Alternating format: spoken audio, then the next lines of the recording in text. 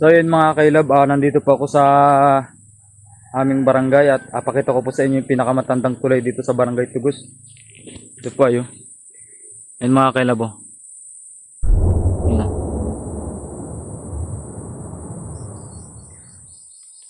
Yan po ang pinakamatandang tulay dito sa barangay Tugos, sabi nila mama. Yan oh.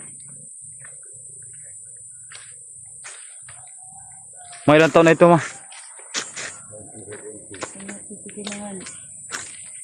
Ito po ang date kung kailan ginawa oh. 1976? 1976 po mga kailab. Yan oh.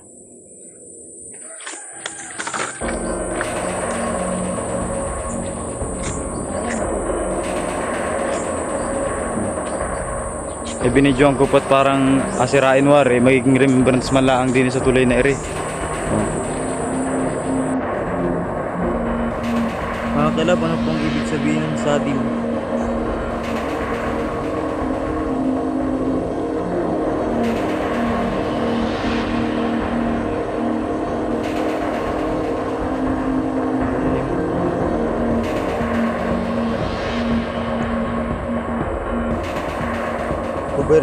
Gobernador Aristelo. Ah?